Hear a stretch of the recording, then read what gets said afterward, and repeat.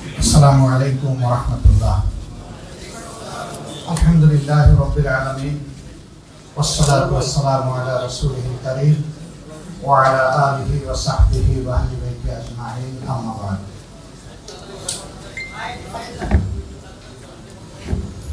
সাংস্কৃতিক অক্ষর ফ্রন্ট আয়োজিত আজকের এই মনোরম আয়োজনের সম্মানিত সভাপতি কবি মুশাররফ হোসেন খান, মঞ্চে উপবিষ্ট বিশ্বাস এবং বুদের অনুসারী এবং শিক্ষক, সম্মানিত সাংস্কৃতিক ব্যক্তিত্ববৃন্দ,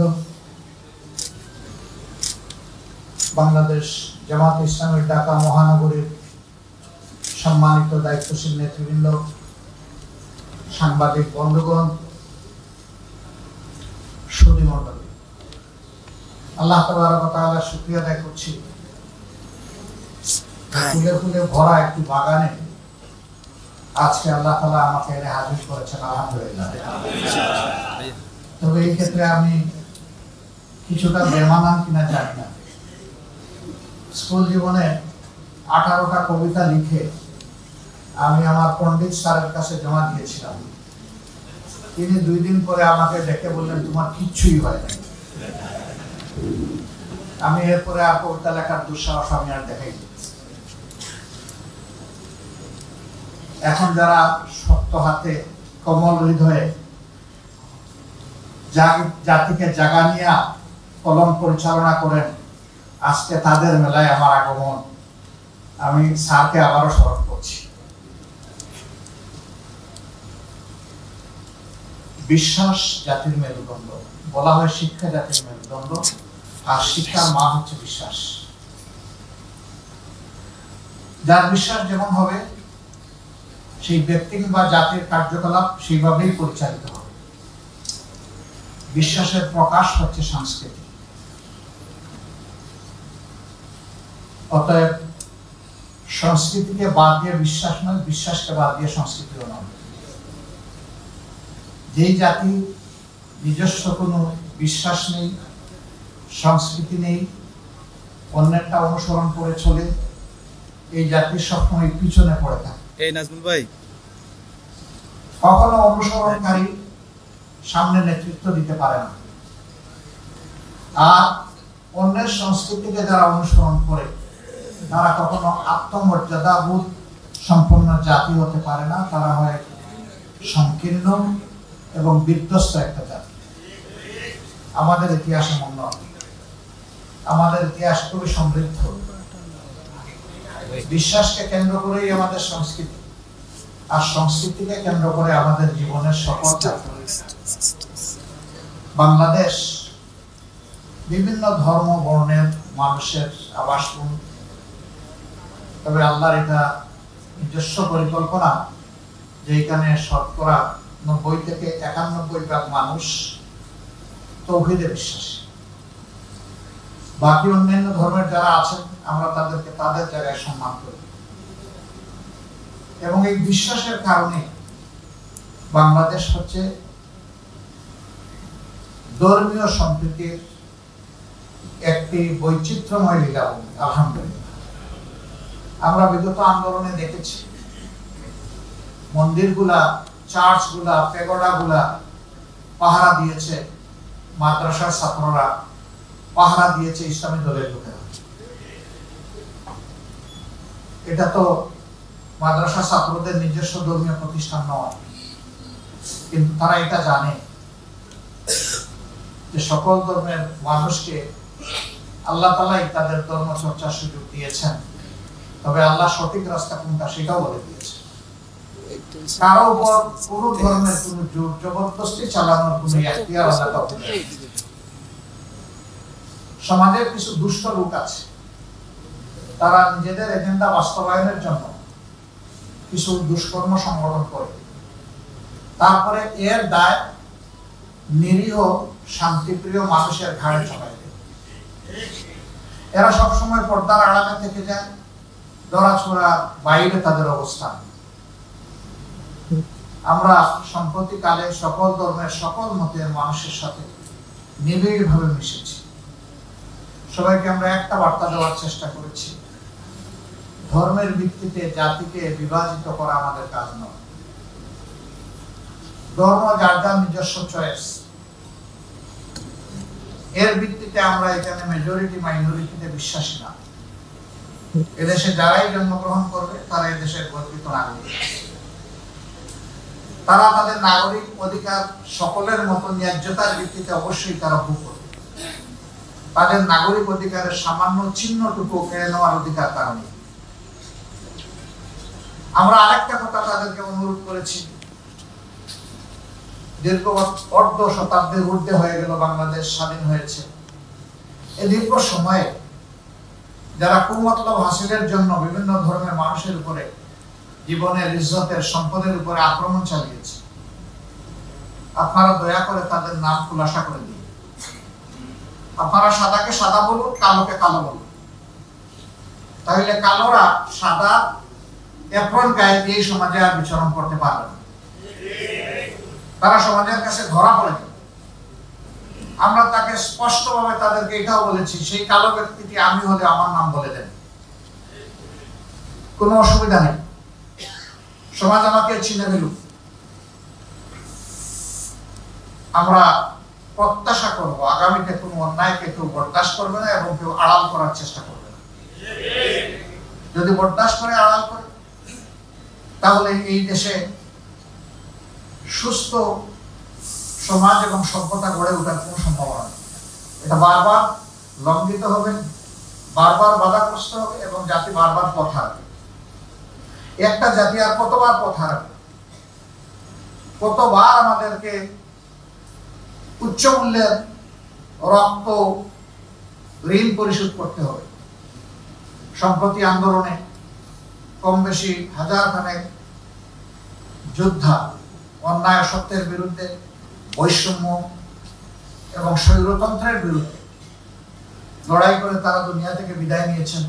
আমি তাদের প্রতি গভীর শ্রদ্ধা নিবেদন করছি। আল্লাহ তাআলার দরবারে তাদের ন্যায্য পাওনা আমি কামনা করছি এবং উত্তম পাওনা কামনা করছি। যারা আহত হয়েছেন তাদের সুস্থতা কামনা করছি। আমাকে সংবাদ মাধ্যমের বন্ধুরা মাঝে মাঝে জিজ্ঞেস করেন, আপনাদের দলের কতজন শহীদ হয়েছে? আমি বলি, যারা রাস্তায় নেমেছিল তারা কেউ তাদের বুকে দলীয় লোগো টানিয়ে রাস্তায় নামেন। তারা গভীর দেশপ্রেম এবং দায়িত্ববোধ দিয়ে রাস্তায় নেমেছে। অতএব এইখানে আমার আর তার বলে কোনো কথা নাই, সবাই আমার, সবাই আমার। এই বিভাজন আমরা চাই না। এরা কোনো দলের নাম অথবা যশ প্রতিষ্ঠা করার জন্য সেদিন লড়াই করে, তারা স্বৈরাচারের বিরুদ্ধে লড়াই করেছে। স্বৈরাচারের বিরুদ্ধে লড়াই করা লোক যে দলের, যে ধর্মের হোক, তারা সবাই এই জাতির সম্পদ এবং জাতির উচিত তাদের প্রতি সেই শ্রদ্ধা নিবেদন করা। আজকে যে সাংবাদিক বন্ধুরা এখানে উপস্থিত আছেন, তারাও তো বিগত বছরগুলোতে তাদের কলম মুক্ত ছিল না এবং মুখ খোলা ছিল না। তাদের কলমকে থামিয়ে দেওয়া হয়েছিল, নিয়ন্ত্রণ করা হয়েছিল কঠোরভাবে, আর মুখে ঝুলানো হয়েছিল দেখা তালা। 5 তারিখের গণ অভ্যুত্থানের পর, ছাত্র জনতার গণ বিপ্লবের পর আলহামদুলিল্লাহ হাতও মুক্ত হয়েছে, মুখের তালাও খুলেছে।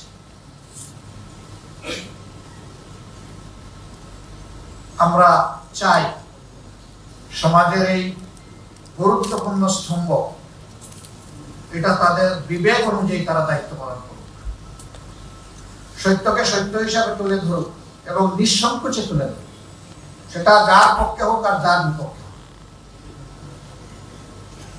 তাদের কলম মুক্ত থাকুক, তাদের মুখটাও খোলা থাকুক। সাংবাদিকদেরকে বলা হয় জাতির বিবেক, মিডিয়াকে বলা হয় দর্পণ। আমরা ঠিক এক জায়গায় তাদেরকে দেখার ব্যাপারে প্রত্যাশী করি। সম্মানিত বন্ধুগণ, আজকে এখানে সাংস্কৃতিক ফ্রন্টের আয়োজন। আমাদের সংস্কৃতি ভুলিয়ে দেওয়ার অনেক অপচেষ্টা করা হয়েছে, কিন্তু একটা কথা মনে রাখতে হবে, যে দেশের মানুষের ঘুম ভাঙে আজান শুনে সেই দেশের মানুষের অন্তর থেকে বিশ্বাস এবং বোধ ছিনিয়ে নেওয়া অত সহজ নয়। এই জায়গাটা মূল অনেক গভীরে। এটি ব্যাঙের ছাতা নয়, আস্তে করে তুলে ফেলা যাবে। এটি 1000 বছরের বটবৃক্ষ, তার মূল অনেক গভীরে, টান দিলেই উপড়ে ফেলা যাবে না। এই 15.5 বছর বহু কসরত করা হয়েছে, বিভিন্ন সংস্কৃতি আমদানি করা হয়েছে, চাপিয়ে দেওয়ার চেষ্টা করা হয়েছে। আপনারা দেখেছেন এক রাতে সমস্ত চাপিয়ে দেওয়ার সংস্কৃতি ধ্বংস হয়ে গিয়েছে।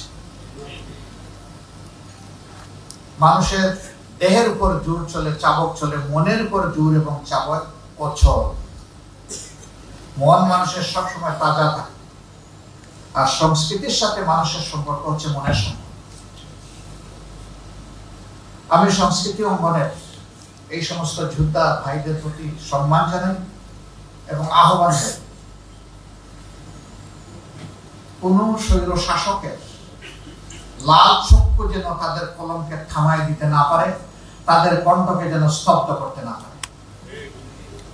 চিন্তার জগতে কোনো আপোষ নেই, সত্য কথা বলার জগতে কোনো আপোষ নেই, জাতিকে জাগিয়ে তোলার ব্যাপারে কোনো আপোষ নেই, সত্য প্রকাশে কাউকে পরোয়া করার কোনো প্রশ্ন নেই।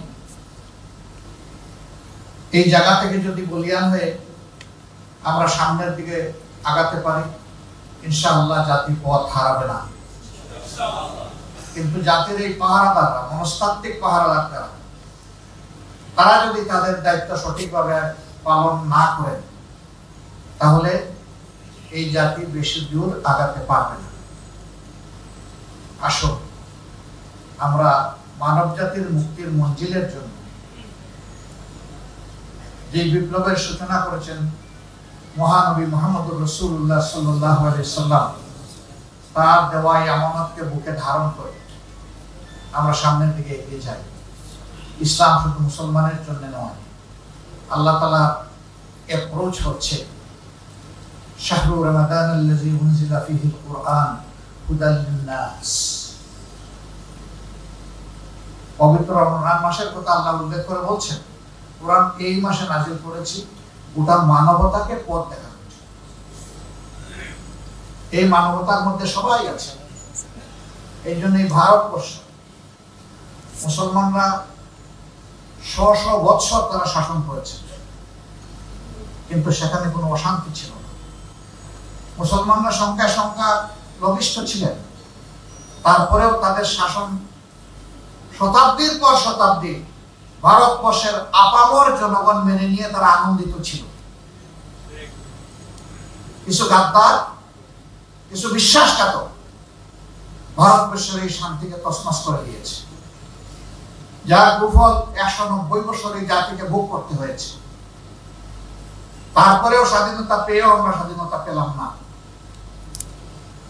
এরপরে আবার আমরা স্বাধীন হলাম, তার স্বাদ ভোগ করতে পারলাম না। বঞ্চিত এই জাতিকে এখন জাগতেই হবে। অধিকার কেউ গড়ে এনে দিবে না, লড়াই করে আদায় করতে হবে। এবং আমরা চাই প্রত্যেকটি নাগরিক তার ন্যায্য অধিকার পাক। এখানে কোনো রাজনৈতিক জমিদারি আমরা বরদাস্ত করব না। রাজনীতিবিদরা হবেন জাতির শ্রেষ্ঠ সেবক, এর বাইরে তাদের কোনো পরিচয় নেই। রাজনীতিবিদরা কখনো দেশের মালিকানা দাবি করতে পারবেন না। যারা এই মালিকানা দাবি করেছেন, যুগে যুগে তারা চরমভাবে অপদস্থ হয়েছেন। যারা এই দেশের মানুষকে নিজেদের প্রজা মনে করেছেন, আল্লাহ তাদের সম্মান উঠিয়ে নিয়েছেন। আর যারা মানবতাকে সম্মান করেছে, শ্রদ্ধা করেছে, আল্লাহ তাআলা তাদের সম্মান বৃদ্ধি করে দিয়েছে, তাদের শক্তিকে সংহত করেছে। আল্লাহ সাহায্য তাদের পিছনে এসেছে। আমরা আল্লাহ সেই সাহায্যের প্রত্যাশী। এমন একটা জাতি আল্লাহ তাআলা আগামী দিনে আমাদেরকে গড়ার তৌফিক দিন। যেখানে মানুষের কোনো ভেদাভেদ থাকবে না। প্রত্যেকটি মানুষ তার দেশের পরিচয় দিয়ে দেশে এবং প্রবাসে বিশ্বের সকল জায়গায় গর্ববোধ করবে এমন একটি জাতি গড়ার জন্য এই জাতি গড়ার যারা কারিগর আল্লাহ তাআলা তাদেরকে হুঁশ জ্ঞান দিন, দায়িত্ববোধ তাদের মধ্যে জাগ্রত করে দিন এবং তারা যেন সত্যকে ধারণ করে সামনের দিকে এগিয়ে যেতে পারে। আল্লাহ তাদেরকে সাহায্য করুন। আমরা মজলুম সংগঠন বারবারই বলি, সবাই স্বীকার করে আমরা মজলুম সংগঠন, কিন্তু আমরা মজলুম হওয়ার জন্য আমরা মানসিকভাবে বিধ্বস্ত নই। আমরা বিধ্বস্ত হলে এই তরি উল্টা স্রোতে বয়ে নেওয়া আমাদের পক্ষে সম্ভব হতো না। এটা আমাদের কাজ নয়, এটা স্বয়ং আল্লাহ রাব্বুল আলামিন আমাদেরকে দিয়ে করিয়েছেন। এই জন্য আমাদের তামাম তাওয়াক্কুল আল্লাহ তাআলার উপর। আমরা প্রত্যাশা করি দেশের মানুষের ভালোবাসা। আল্লাহ তাআলা আমাদেরকে সাহায্য করুন। হাসবুনাল্লাহু নি'মাল ওয়াকিল, নি'মাল মাওলা ওয়া নি'মান নাসির। আসসালামু আলাইকুম ওয়া রাহমাতুল্লাহি ওয়া বারাকাতুহু।